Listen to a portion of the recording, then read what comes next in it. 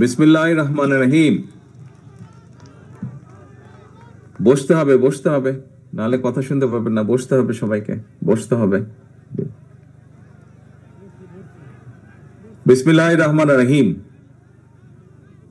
ব্রাহ্মণবাড়িয়া জেলা কাউন্সিল উপলক্ষে আয়োজিত আজকের এই অনুষ্ঠানের সম্মানিত সভাপতি, মঞ্চে উপস্থিত বিএনপির ভাইস চেয়ারম্যান জনাব বরকতুল্লাহ ভুলু সহ ব্রাহ্মণবাড়িয়া জেলার বিভাগীয় সাংগঠনিক সম্পাদক জনাব সেলিম, জনাব মোশতাক সহ মঞ্চে উপস্থিত ইঞ্জিনিয়ার শ্যামল, জহির, সিরাজ সহ মান্নান সাহেব সহ সকল উপস্থিত সকল নেতৃবৃন্দ এবং আমার সামনে উপস্থিত জেলা বিএনপির উপজেলা, পৌরসভা, ইউনিয়ন থেকে আগত সকল পর্যায়ের প্রিয় নেতা কর্মী ভাইরা, আসসালামু আলাইকুম। আজকে বহু বছর পরে আবার ব্রাহ্মণবাড়িয়া জেলায় আপনাদের সামনে কথা বলার সুযোগ হচ্ছে। প্রিয় সহকর্মীবৃন্দ, আপনারা যারা সামনে বসে আছেন, আপনারা যদি আপনাদের পেছনে দেখেন এবং আপনারা যারা পেছনে আছেন, এই প্যান্ডেলের নিচে পেছনে আছেন, তারা যদি সামনে দেখেন, তাহলে আপনাদের চোখের সামনে যে দৃশ্যটি ভেসে উঠবে, এই দৃশ্যটি একটি কথা বলে। কি সেই কথা? ঐক্য হচ্ছে শক্তি। ঐক্য হচ্ছে শক্তি। কি বলে এই কথাটি? এই কথাটি বলে যে ঐক্য হচ্ছে শক্তি। প্রিয় সহকর্মীবৃন্দ, একটি রাজনৈতিক দলের সম্মেলন কেন প্রয়োজন? সম্মেলন প্রয়োজন দলকে ঐক্যবদ্ধ করার জন্য। সম্মেলন প্রয়োজন দলকে পুনর্গঠিত বা গঠন প্রক্রিয়া এটি চলমান রাখার জন্য। সম্মেলন কেন প্রয়োজন? সম্মেলন প্রয়োজন নেতৃত্ব, নতুন নতুন নেতৃত্ব যাতে বিকশিত হয়, এই সকল কারণে সম্মেলন প্রয়োজন। প্রিয় সহকর্মীবৃন্দ, সম্মেলনের আরেকটি বড় কারণ হচ্ছে আমরা যে ঐক্যবদ্ধ। আমাদের মধ্যে মতপার্থক্য থাকতেই পারে, কিন্তু দিন শেষে দলের স্বার্থে, দলের আদর্শের স্বার্থে, সর্বোপরি দেশের স্বার্থে আমরা সকলে ঐক্যবদ্ধ। এটিই হচ্ছে সবচেয়ে বড় লক্ষ্য বা উদ্দেশ্য। প্রিয় সহকর্মীবৃন্দ, আপনারা এখানে সারাদিন অনেক বক্তব্য শুনেছেন। আমি চেষ্টা করব আমার বক্তব্যে সেই কথাগুলোতে ফিরে না যেতে, বরং আমি চেষ্টা করব আপনাদের সকলকে একসাথে নিয়ে সামনের দিনে যাতে বাংলাদেশ এগিয়ে যেতে পারে, আমরা যাতে সামনের দিনে বাংলাদেশকে এগিয়ে নিয়ে যেতে পারি, একটি সুন্দর ভবিষ্যতের দিকে এগিয়ে নিয়ে যেতে পারি। সংক্ষেপে আমি সেই কথাগুলো আপনাদের সামনে তুলে ধরতে চাইব। প্রিয় সহকর্মীবৃন্দ, এই মাত্র কিছুদিন আগের কথা, মাত্র কিছুদিন, 6 মাস, 7 মাস, 8 মাস আগের কথা। আজকে এখানে যারা আপনারা উপস্থিত হয়েছেন, এখানে যারা আপনারা বিএনপির সম্মেলন উপলক্ষে বিএনপির বিভিন্ন পর্যায়ে, ব্রাহ্মণবাড়িয়া জেলার বিভিন্ন পর্যায়ের নেতৃবৃন্দ আপনারা উপস্থিত হয়েছেন, কিছুদিন আগেও আমরা কি দেখেছি? বাংলাদেশ জাতীয়তাবাদী দলের প্রত্যেকটি নেতাকর্মী সহ বিরোধী দল, অর্থাৎ যেই স্বৈরাচার কয়েকদিন আগে পালিয়ে গিয়েছে, এই স্বৈরাচারের বিরুদ্ধে যারা আন্দোলন করেছে, বাংলাদেশের মানুষের গণতান্ত্রিক অধিকারকে প্রতিষ্ঠা করার জন্য, বাংলাদেশের মানুষের কথা বলার অধিকারকে প্রতিষ্ঠিত করার জন্য, তথা বাংলাদেশের মানুষের রাজনৈতিক এবং অর্থনৈতিক অধিকার প্রতিষ্ঠা করার জন্য সেই স্বৈরাচারের বিরুদ্ধে যত মানুষ প্রতিবাদ করেছে, প্রত্যেকটি মানুষকে নির্যাতিত করা হয়েছে, প্রত্যেকটি মানুষ হয়েছে অত্যাচারিত। কাজেই সেই অত্যাচার নির্যাতনের কথা আপনারা নিশ্চয়ই ভুলে যাননি। প্রিয় সহকর্মীবৃন্দ, এই অত্যাচার নির্যাতন শুধু ব্রাহ্মণবাড়িয়ার মানুষই নয়, ব্রাহ্মণবাড়িয়ার বিরোধী দলীয় নেতাকর্মী নয়, ব্রাহ্মণবাড়িয়ার বিএনপির নেতাকর্মী নয়, সমগ্র বাংলাদেশে বিএনপির যত নেতাকর্মী আছে, সকলে এই অত্যাচারের ভিতর দিয়ে, অত্যাচারকে ফেস করেই সকলে এগিয়ে গিয়েছে। প্রিয় সহকর্মীবৃন্দ, আজ যেই স্বৈরাচারের বিরুদ্ধে আন্দোলন করেছিলাম আমরা বিগত 17 বছর ধরে প্রায়, সেই স্বৈরাচার আজ পলাতক। স্বৈরাচারের মাথাটা পালিয়ে গিয়েছে, কিন্তু স্বৈরাচারের কিছু কিছু অবশিষ্ট এখনো রয়ে গিয়েছে বাংলাদেশে। এরা বিভিন্নভাবে মাথা চাড়া দেবার চেষ্টা করছে। এরা বিভিন্নভাবে চেষ্টা করছে নিজেদের অবস্থানকে কোনোভাবে গুছিয়ে নিয়ে আবার দেশটি তাদের দখলে নিতে। প্রিয় সহকর্মীবৃন্দ, তাদের এই লক্ষ্যকে আমরা হাসিল করতে দিতে পারি না।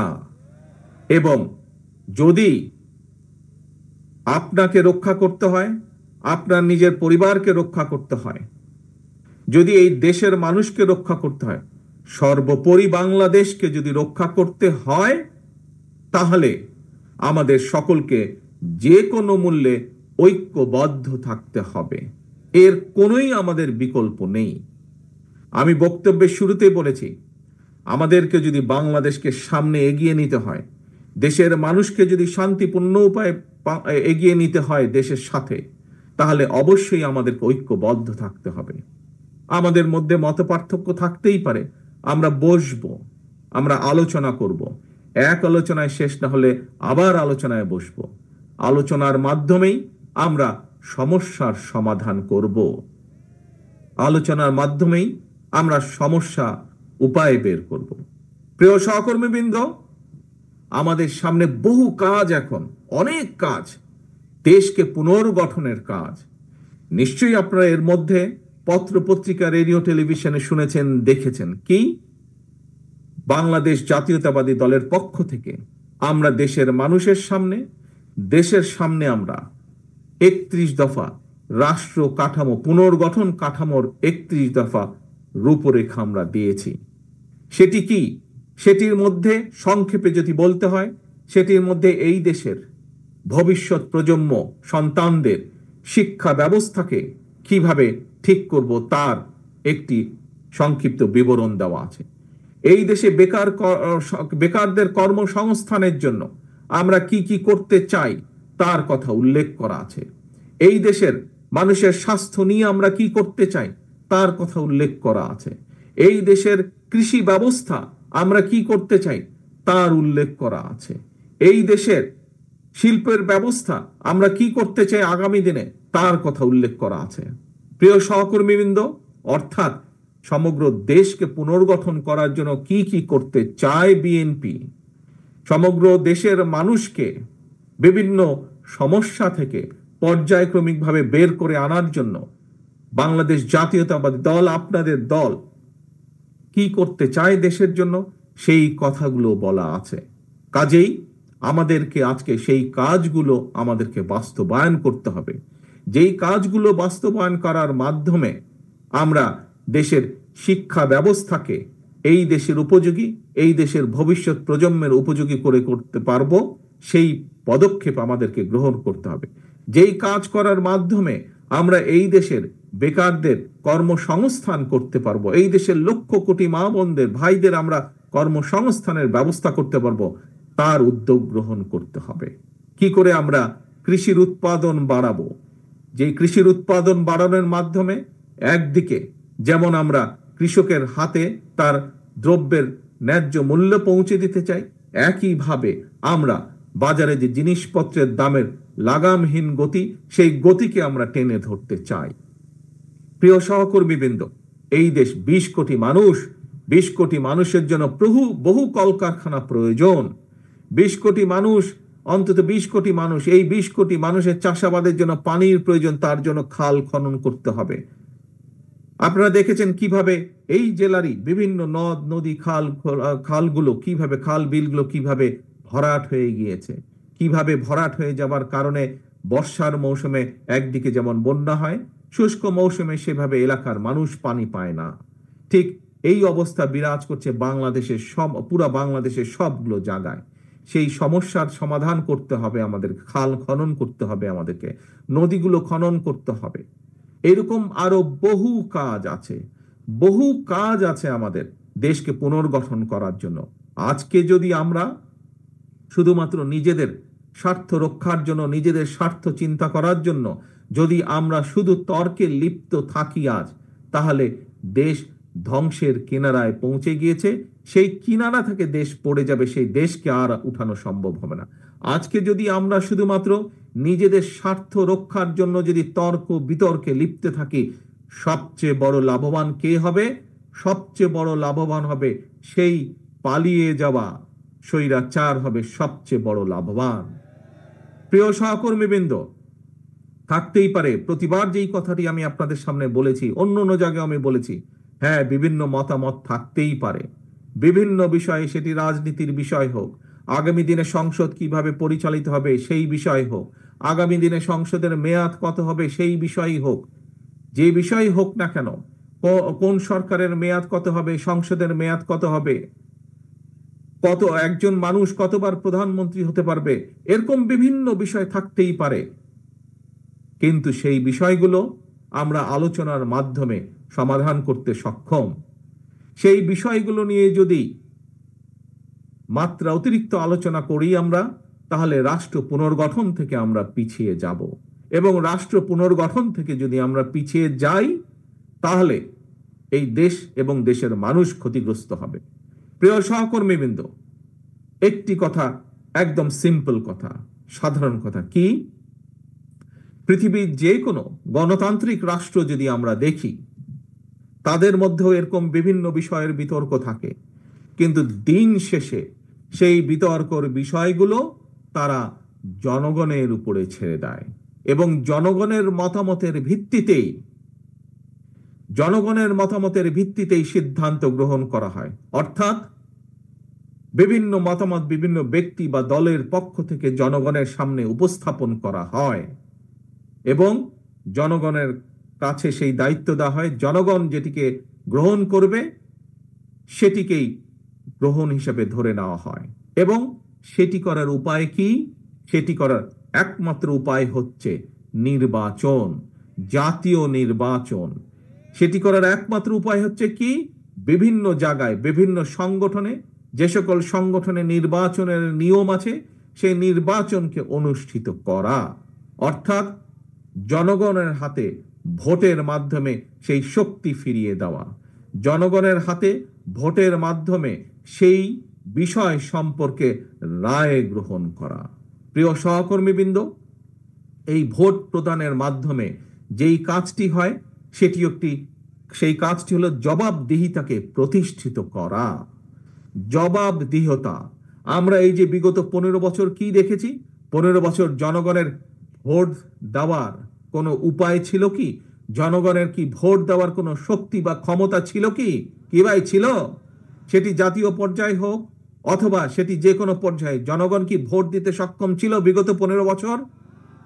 কি জনগণের ভোট দেওয়ার সেই ক্ষমতা ছিল না। জনগণের ভোট দেওয়ার ক্ষমতাকে অস্ত্রের বলে কেড়ে নেওয়া হয়েছিল, এবং সে কারণেই আমরা দেখেছি অস্ত্র দিয়ে জোর করে রাতের অন্ধকারে, কখনো আমরা দেখেছি ডামি নির্বাচন, কখনো আমরা দেখেছি ভোটারবিহীন নির্বাচন, কখনো আমরা দেখেছি ভোট ডাকাতির নির্বাচন গত 15 বছরে।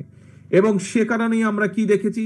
সে কারণে দেখেছি আপনাদের এলাকায় উন্নয়নের নাম করে সমগ্র বাংলাদেশে বিভিন্ন জায়গায়, খোদ রাজধানী থেকে বিভিন্ন জায়গায় উন্নয়নের নাম করে সামান্য কিছু জিনিস মানুষকে দেখিয়েছে, কিন্তু এর বিনিময়ে লক্ষ কোটি কোটি টাকা, হাজারো কোটি টাকা বিদেশে পাচার করে নিয়ে গিয়েছে তারা। আমরা দেখেছি কি হয়েছে, আপনারা তার সাক্ষী, সমগ্র বাংলাদেশের মানুষ তার সাক্ষী, পত্র পত্রিকায় সেগুলো বের হয়ে আসছে। কোন রকম জবাবদিহিতা ছিল না বলেই বাংলাদেশের প্রত্যেকটি প্রতিষ্ঠানকে ধ্বংস করে দেওয়া হয়েছে। কোন যোগ্য লোককে প্রতিষ্ঠানগুলো চালানোর সুযোগ, পরিচালনা করার সুযোগ দেওয়া হয়নি। শুধুমাত্র যারা তাদের দলীয় লোক ছিল তাদেরকে দিয়ে বিচার ব্যবস্থা বলুন, বাংলাদেশের যে কোনো রাষ্ট্রের যে কোনো সংগঠন বলুন, যে কোনো প্রতিষ্ঠান বলুন, সেগুলো থেকে যোগ্য লোককে সরিয়ে দেওয়া হয়েছিল। এবং সে কারণেই বাংলাদেশের প্রত্যেকটি প্রতিষ্ঠান, রাষ্ট্রের প্রত্যেকটি প্রতিষ্ঠান ধ্বংস হয়ে গিয়েছে। প্রিয় সহকর্মীবৃন্দ, সেই শিক্ষায় বলুন, বিচার ব্যবস্থায় বলুন, নির্বাচনের ব্যবস্থায় বলুন, প্রত্যেকটি ব্যবস্থাকে আবার পুনর্গঠন করতে হবে। প্রিয় সহকর্মীবৃন্দ, এই পুনর্গঠন প্রক্রিয়া আমরা যত দ্রুত শুরু করতে পারবো, রাষ্ট্র কাঠামোর এই পুনর্গঠন প্রক্রিয়া আমরা যত দ্রুত শুরু করতে পারবো, দেশকে আমরা তত দ্রুত আমরা উন্নত করতে পারবো। এই পুনর্গঠন প্রক্রিয়া আমরা যত দ্রুত শুরু করতে পারবো, বাংলাদেশের মানুষের সমস্যার পরিমাণ ধীরে ধীরে আমরা তত দ্রুত কমিয়ে আনতে সক্ষম হব। প্রিয় সহকর্মীবৃন্দ, আজকে আপনারা যারা এই সম্মেলন উপলক্ষে এখানে উপস্থিত হয়েছেন, আপনাদের পরিচয় কি? রাজনৈতিক পরিচয়? আপনাদের পরিচয় হচ্ছে আপনারা শহীদ রাষ্ট্রপতি জিয়াউর রহমানের সৈনিক। আপনাদের পরিচয় হচ্ছে আপনারা দেশনেত্রী খালেদা জিয়ার সৈনিক। কাজেই অর্থাৎ দিন শেষে আপনাদের রাজনৈতিক পরিচয় আপনারা বাংলাদেশ জাতীয়তাবাদী দল তথা বিএনপির একজন নেতা বা একজন কর্মী হিসাবে আপনারা এখানে উপস্থিত হয়েছেন। সহকর্মীবৃন্দ,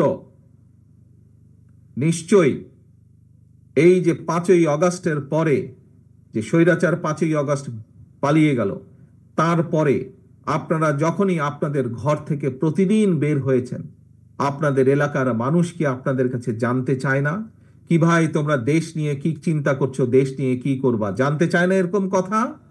জানতে চায় এরকম কথা? আপনারা যখন বের হন ঘর থেকে, যখন হাটে বাজারে মসজিদে মাদ্রাসায় বা বিভিন্ন জায়গায় আপনাদের সাথে বিভিন্ন মানুষের দেখা হয়, যখন জানে আপনি বিএনপির একজন নেতা আর যখন জানে আপনি বিএনপির একজন কর্মী, দেশ নিয়ে আপনাকে জিজ্ঞেস করে না?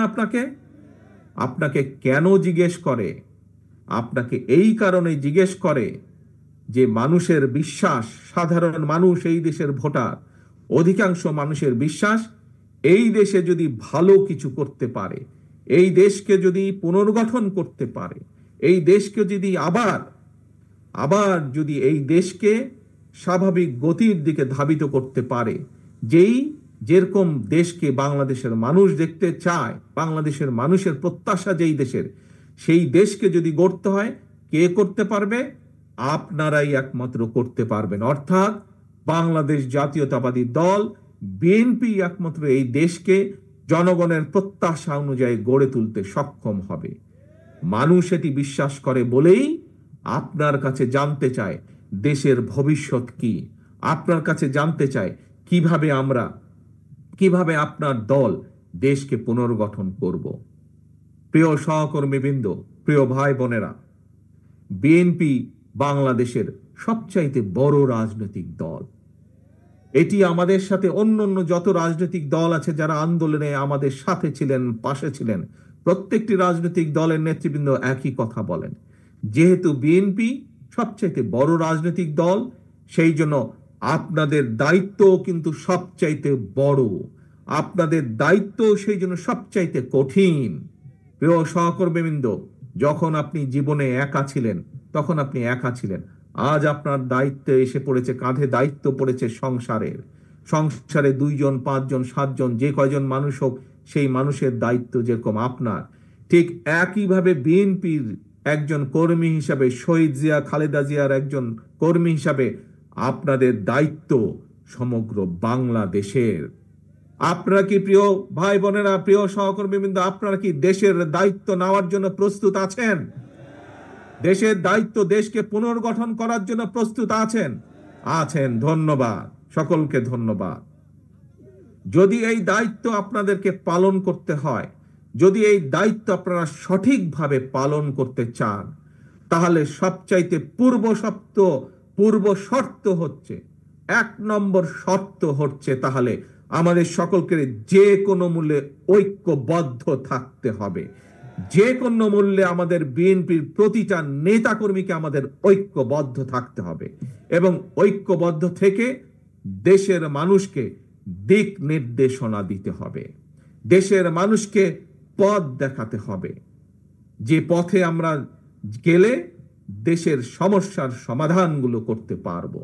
এবং বিএনপি হিসাবে দেশের মানুষ আপনাদের কাছ থেকে এই প্রত্যাশা করে, এই দায়িত্ব প্রত্যাশা করে যে বিএনপি ঐক্যবদ্ধ থাকবে।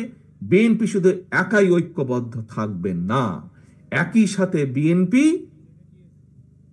যে সকল রাজনৈতিক দল সহ যে সকল মানুষ, যে সকল সংগঠন যাদের কাছে 1 নম্বর এজেন্ডা হচ্ছে এই দেশ এবং এই দেশের মানুষ তাদের সকলকে বিএনপি ঐক্যবদ্ধ রাখবে। আমরা তো ঐক্যবদ্ধ থাকবই। দেশনেত্রী খালেদা জিয়ার নেতৃত্বে আমরা সকলে ঐক্যবদ্ধ থাকব। একই সাথে বিএনপি হিসাবে আমাদের দায়িত্ব হচ্ছে দেশের বাকি সকল মানুষকে ঐক্যবদ্ধ থাকা।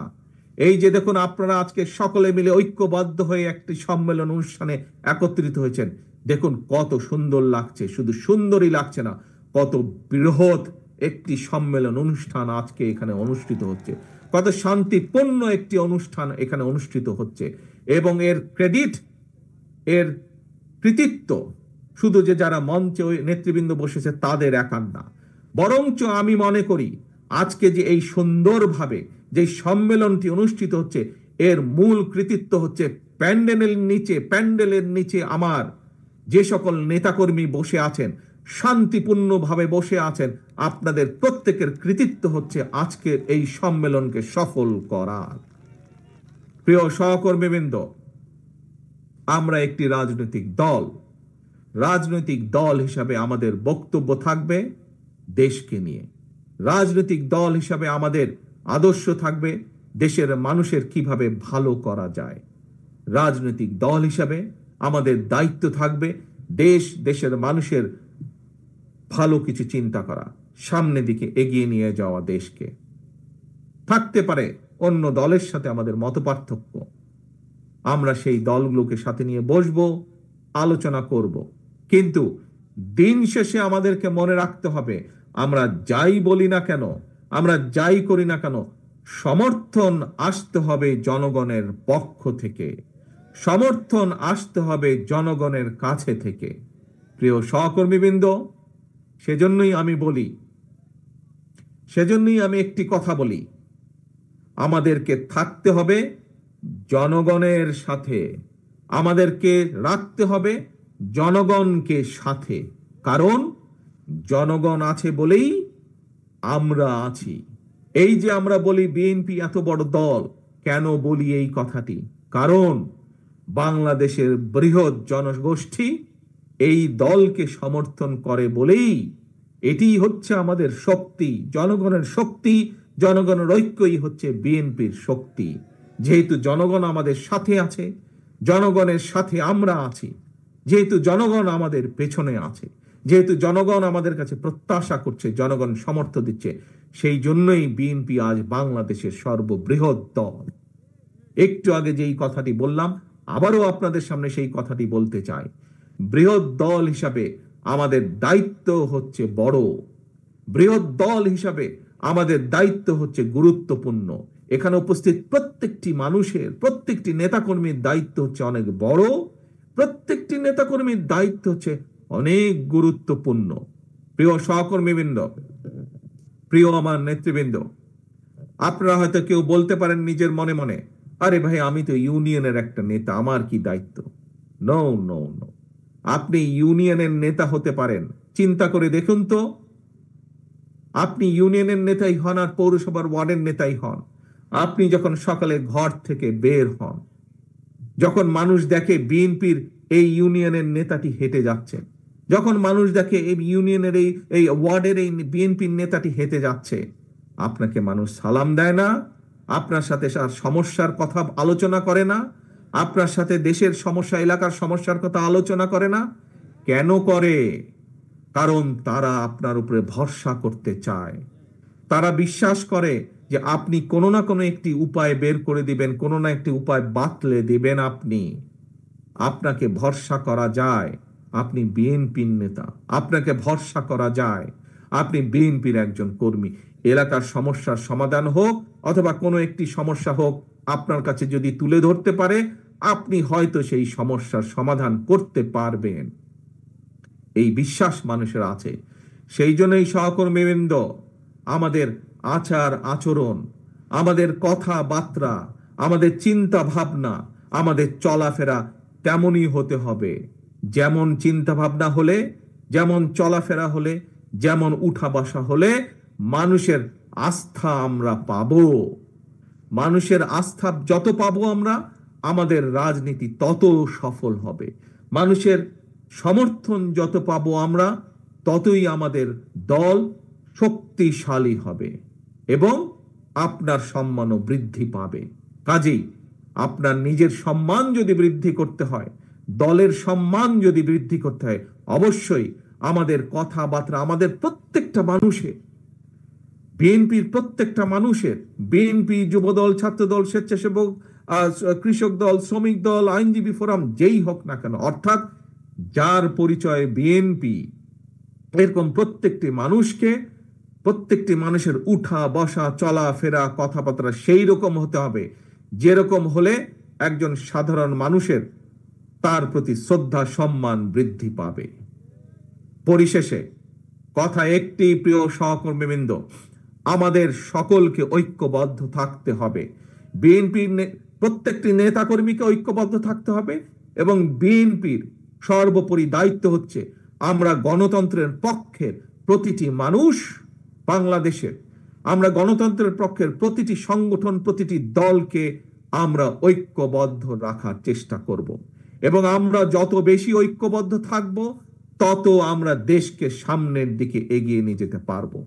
আপনাদের মনে রাখতে হবে, একটি কথা আমাদের পরিষ্কার মনে রাখতে হবে, বিএনপি 1975 সালের পরে যখন দেশ ভেঙে পড়েছিল, এখানে বহু মুরব্বী উপস্থিত আছেন, তাদের মনে আছে 75 সালের পরে দেশ যেরকম ভেঙে পড়েছিল, দুর্ভিক্ষে ছেয়ে গিয়েছিল, দুর্ভিক্ষে লক্ষ লক্ষ মানুষ মারা গিয়েছিল। শহীদ রাষ্ট্রপতি জিয়াউর রহমানকে যখন দেশের মানুষ দায়িত্ব দিলেন, আমরা দেখেছি শহীদ রাষ্ট্রপতি জিয়াউর রহমান কিভাবে দেশে খাদ্য উৎপাদন বৃদ্ধি করলেন, কিভাবে এই দেশের কলকারখানা প্রতিষ্ঠিত করলেন। একইভাবে 90-এ স্বৈরাচার যখন দেশকে ধ্বংস করে দিয়েছিল, আমরা দেখেছি পরবর্তীকালে 91 সালে যখন দেশনেত্রী খালেদা জিয়ার নেতৃত্বে দেশের মানুষ বিএনপিকে দায়িত্ব দিয়েছে, সেই সময় কিভাবে দেশনেত্রী খালেদা জিয়া আবার দেশকে পুনর্গঠন করেছিলেন। প্রিয় সহকর্মীবৃন্দ, এখন আপনাদের পাল্লা, দেশের মানুষ তাকিয়ে আছে আপনাদের দিকে। আপনারা কিভাবে দেশকে পুনর্গঠন করবেন, কিভাবে দেশকে সামনে এগিয়ে নিয়ে যাবেন। ষড়যন্ত্রকারীরা কিন্তু বসে নেই, বিভিন্ন দাবি দাওয়ার উছিলায়, বিভিন্নভাবে বিভিন্ন রকম ষড়যন্ত্রের মাধ্যমে তারা তাদের ষড়যন্ত্র অব্যাহত রেখেছে। এই ব্রাহ্মণবাড়িয়া সহ সারা বাংলাদেশে আমাদের লক্ষ লক্ষ নেতাকর্মী গত 15 বছর অত্যাচারিত হয়েছে, নির্যাতিত হয়েছেন। আমাদের শত হাজারো নেতাকর্মী গুম হয়েছে, খুন হয়েছে, কিন্তু বিএনপি থেমে থাকে নাই। বিএনপি জনগণকে সাথে নিয়ে, মানুষকে সাথে নিয়ে আন্দোলনকে এগিয়ে নিয়ে গেছে। আলহামদুলিল্লাহ, বাংলাদেশের জনগণ ঐক্যবদ্ধভাবে, একত্রিতভাবে গণ অভ্যুত্থানের মাধ্যমে 5ই আগস্ট স্বৈরাচারকে বিদায় করেছে। এখন কাজ একটি, লক্ষ্য একটি, কথা একটি, দেশ পুনর্গঠন করতে হবে, দেশকে গড়ে তুলতে হবে, দেশকে সামনে এগিয়ে নিয়ে যেতে হবে। তার জন্য আমাদেরকে ঐক্যবদ্ধ থাকতে হবে। আসুন আজকের এই সম্মেলনে আমরা প্রতিজ্ঞা গ্রহণ করি, যে কোনো মূল্যে আমরা বিএনপির প্রতিটি নেতা কর্মী আমরা ঐক্যবদ্ধ থাকব। কোনো সমস্যা হবে, কোনো বিষয় থাকবে, আমরা আলোচনা করব, টেবিলে বসবো, আলোচনা করব, টেবিলে বসে আলোচনা করে আমরা সমস্যার সমাধান করব, কিন্তু আমরা ঐক্যবদ্ধ থাকব। আজকের সম্মেলনে এটি হোক আমাদের প্রথম প্রতিজ্ঞা। কি আমরা এই প্রতিজ্ঞা নিতে পারি? আমরা যে কোনো মূল্যে আমরা ঐক্যবদ্ধ থাকব। আসুন এটি হোক আমাদের আজকের প্রতিজ্ঞা, এটি হোক আমাদের আজকের শপথ। এবং আমাদের দ্বিতীয় শপথ হচ্ছে, যে কোনো মূল্যে ঐক্যবদ্ধভাবে বাংলাদেশের জনগণকে সামনে নিয়ে আমরা দেশকে পুনর্গঠন করব। আবার কি ভাই, দেশকে আমরা পুনর্গঠন করব? কি দেশকে আবার পুনর্গঠন করব? ইনশাআল্লাহ, এই হোক আমাদের প্রতিজ্ঞা। প্রিয় সহকর্মীবৃন্দ, আজকে এই যে সম্মেলন অনুষ্ঠান, এই সম্মেলন অনুষ্ঠানের প্রথম পর্ব আমরা আজ এখানে সমাপ্ত করতে চাই। আমি আমার ব্রাহ্মণবাড়িয়া জেলার যে সকল নেতৃবৃন্দ আছেন, সকল নেতৃবৃন্দর সাথে আলাপ আলোচনা করে ইনশাআল্লাহ অতি শীঘ্র আমরা সম্মেলনের দ্বিতীয় পর্বের তারিখ আমরা ঘোষণা করব এবং দ্বিতীয় পর্বের তারিখ ঘোষণার মাধ্যমে আমরা সম্মেলন অনুষ্ঠানের দ্বিতীয় পর্ব আমরা অনুষ্ঠিত করব ইনশাআল্লাহ। কিন্তু আজ যেই শপথ আপনারা আস্তে আস্তে আস্তে তালি বাজালে বুঝবেন না, তো তালি বাজালে বুঝবেন না, বসুন, একটু বসুন, 1 মিনিটে ছেড়ে দেবো আপনাদেরকে আমি সকলকে। বসুন, প্রথমে বসুন সকলে, প্রথমে সকলে বসুন, বসুন বসুন বসুন বসুন, বসতে হবে, বসতে হবে, বসতে হবে, একটু বসুন সকলে। আমরা কি প্রতিজ্ঞা গ্রহণ করেছি? প্রথম 1 নম্বর প্রতিজ্ঞা, ঐক্যবদ্ধ থাকতে হবে। কি সকলে ঐক্যবদ্ধ আছি? আমরা সকলে ঐক্যবদ্ধ আছি ইনশাআল্লাহ, আমরা সকলে ঐক্যবদ্ধ আছি। মনে রাখতে হবে, ঐক্য ঐক্য ঐক্য, ঐক্য ছাড়া কোনো কাজ আমরা সফল হতে পারবো না। এবং আরেকটি গুরুত্বপূর্ণ বিষয়, সেটি হচ্ছে যে কোনো মূল্যে আমাদেরকে জনগণের পাশে থাকতে হবে, জনগণকে সাথে রাখতে হবে। আসুন, প্রথম পর্ব যেরকম আমরা আজ সুন্দরভাবে সফলভাবে আল্লাহর রহমতে শেষ করেছি, আমরা যাতে একইভাবে সুন্দরভাবে সফলভাবে দ্বিতীয় সম্মেলনের দ্বিতীয় অংশ যাতে আমরা আগামী কয়েকদিনের মধ্যে সুন্দরভাবে সম্পন্ন করতে পারি, এই দোয়া চেয়ে এবং আমরা সকলে ঐক্যবদ্ধ থাকব এই শপথ গ্রহণের মাধ্যমে, সেই প্রত্যাশা রেখে আমি আমার বক্তব্য শেষ করছি। আল্লাহ হাফেজ। বাংলাদেশ জিন্দাবাদ, বাংলাদেশ জাতীয়তাবাদী দল জিন্দাবাদ।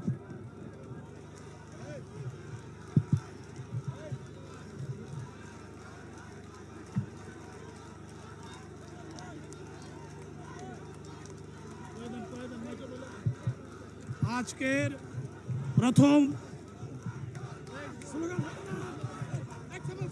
কেউ নামে স্লোগান না, স্লোগান আস্তে আস্তে, কোনো স্লোগান না। আমরা বলেছি যে ঐক্য ঐক্য ঐক্য চাই।